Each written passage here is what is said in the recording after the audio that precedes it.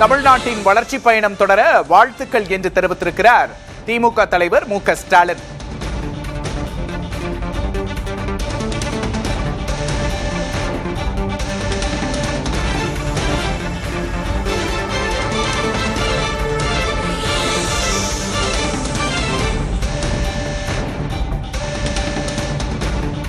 வாழ்த்துக்களோடு ஒரு குட்டும் வைத்திருக்கிறார் மு.க. ஸ்டாலின். என்ன அது? செய்தியாளர் ரமேஷிடம் கேட்டு பெறலாம். ரமேஷ், முன்னாள் முதல்வர் திமுக தலைவர் ஸ்டாலின் வாழ்த்து தெரிவிச்சிருக்கிறாரு, அதோட முழு விவரம் என்ன?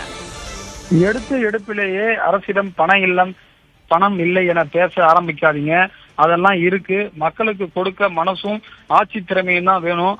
5 ஆண்டுகளாக கோவிட், வெள்ளம் போன்ற பல பிரச்சனைகளையும் மத்திய பாஜக அரசின் ஓரவஞ்சனையும் சமாளிச்சுதான் நாங்க எண்ணற்ற மக்கள் நலத் திட்டங்களை நிறைவேற்றி இருக்கிறோம் என்று சொல்லியிருக்கிறார். ரூபாய் 10 லட்சம் கோடி கடனை வைத்துவிட்டு கஜானாவை துளைத்துவிட்டு சென்றுள்ளது கடந்த அரசு என்ற குற்றச்சாட்டை முதல் உரையிலேயே சொல்லியிருக்கீங்க. அனுமதிக்கப்பட்ட வரம்புக்குட்பட்டுதானே தமிழ்நாட்டின் கடன் அளவு இருக்கிறது. தமிழக அரசின் நிதிநிலை பற்றி கடந்த பிப்ரவரி மாத பட்ஜெட்டிலேயே தெளிவாக நாங்கள் சொல்லிவிட்டோம். அது உங்களுக்கு தெரியாதா? அதுக்கு பிறகுதான் நீங்க பல வாக்குறுதிகளை மக்களுக்கு கொடுத்தீங்க. உங்களுக்கு வாக்களிக்காத மக்களை மீண்டும் ஏமாற்றி திசை திருப்பாதீங்க. குறிப்பாக உங்களுக்கு வாக்களித்த மக்களை மீண்டும் ஏமாற்றி திசை திருப்பாதீங்க என்று சொல்லியிருக்கார். நடைமுறைக்கு சாத்தியமானதை மட்டுமே வாக்குறுதிகளாக அளிக்கிறேன் என கூறி ஆட்சிக்கு வந்துள்ள நீங்கள் இப்போதுதான் அரசு நிர்வாகத்திற்குள் அடியெடுத்து வைக்கிறீர்கள். கூடிய விரைவில் மக்களுக்கு கொடுத்த வாக்குறுதிகளை எப்படி நிறைவேற்றலாம் என்னும் நுணுக்கங்களையும் எங்களைப் போலவே நீங்களும் நிச்சயம் கற்றுக்கொள்வீர்கள் என நான் நம்புகிறேன் எனவும், வாக்களித்த மக்களோடு நானும் அதையே எதிர்பார்க்கிறேன் எனவும், தங்களின் ஆட்சியில் தமிழ்நாட்டின் வளர்ச்சி பயணம் தொடர மீண்டும் வாழ்த்துக்கள் என்று வாழ்த்தியிருக்கிறார். எனவே நீங்கள் சொல்லியிருக்கிறீர்கள், செய்யுங்கள் என்றுதான் அவர் மறைமுகமாக சொல்லியிருக்கிறார்கள். ரமேஷ், இதுல வாழ்த்தும் இருக்கு, மறைமுகமான போற போக்குல விமர்சனமும் இருக்கு. இதை எப்படி பாக்குறீங்க? 6 மாதங்கள் விஜயை விமர்சிக்க மாட்டோம், டிஸ்டர்ப் பண்ண மாட்டோம் அப்படின்னு திமுக தலைவர் ஸ்டாலின் சொல்லியிருந்தாரு. இப்போ விஜயோட பேச்சு அவரை சீண்டி இருக்கா? நிச்சயமாக நம்ம அப்படித்தான் எடுத்துக்கொள்ள வேண்டும்.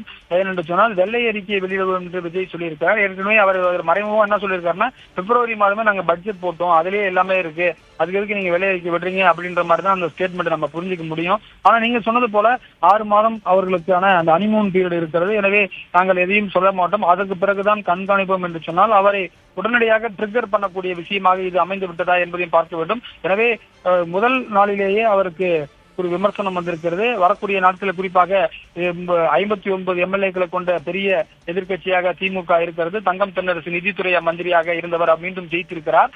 எனவே அவர் என்ன மாதிரியான பதில்களை கொடுக்கிறார்? அதே போல KN நேரு, KKSR ராமச்சந்திரன் உள்ளிட்ட மூத்தவர்களும் ஜெயித்திருக்கிறார்கள். உதயநிதி ஸ்டாலின் குறிப்பாக விஜயை விட 3 வயது இளையவரான விஜய் குறிப்பாக உதயநிதி எதிர்கட்சி தலைவர் ஆகுவாரா, அவரும் எப்படி விஜயை எதிர்கொள்ளப் போகிறார் என்ற வினாக்கெல்லாம் நமக்கு இருக்கிறது. ஏற்கனவே 2016 89 எம்எல்ஏக்களுடன் எதிர்கட்சியாக வந்தபோது கலைஞர் கருணாநிதியும் ஜெயித்தார். ஆனால் அவர் எதிர்கட்சிக்கு வரவில்லை.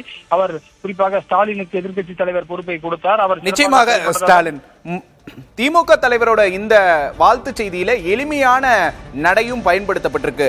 அப்ப விஜயை எதிர்கொள்வதற்கு இந்த மாதிரியான வார்த்தை பிரயோகங்களிலும் திமுக தயாராகிறதா அப்படிங்கறதையும் இங்க நம்ம உற்று நோக்கிறோம். விவரங்களுக்கு நன்றி ரமேஷ்.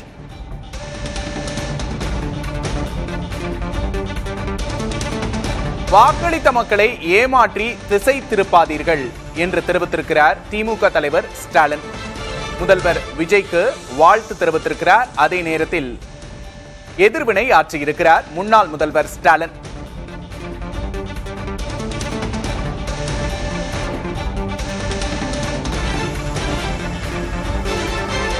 வாழ்த்துக்களோடு குட்டும் வைத்திருக்கிறார் ஸ்டாலின்.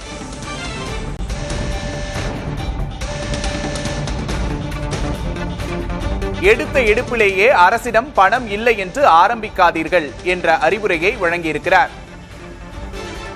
10 லட்சம் கோடி என்பது அனுமதி வரம்புக்குட்பட்ட கடன் தான் என்று விளக்கமளித்திருக்கிறார் ஸ்டாலின்.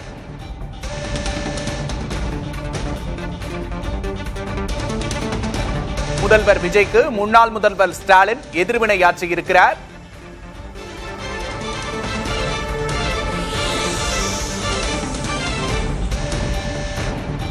முதல்வர் விஜய்க்கு வாழ்த்துக்களை முதலில் தெரிவித்திருக்கிறார்.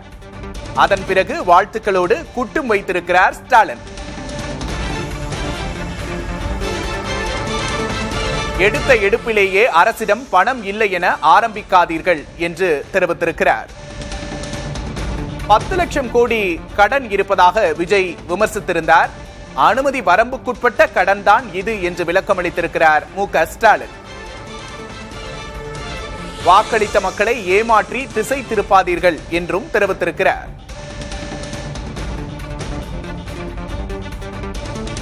முதல்வர் விஜய்க்கு முன்னாள் முதல்வர் ஸ்டாலினின் எதிர்வினையை பார்க்கிறோம்.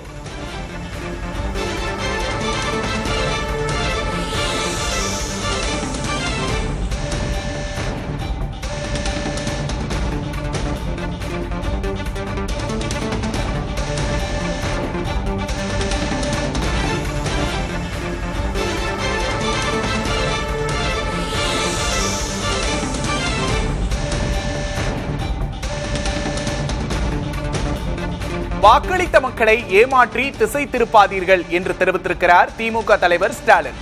முதல்வர் விஜய்க்கு முன்னாள் முதல்வர் ஸ்டாலின் எதிர்வினை ஆற்றியிருக்கிறார். நிர்வாக நுணுக்கங்களை விரைவில் கற்றுக்கொள்வீர்கள் என்று நம்புவதாக தெரிவித்திருக்கிறார். முதல்வர் விஜய்க்கு முன்னாள் முதல்வர் ஸ்டாலின் எதிர்வினை ஆற்றியிருக்கிறார்.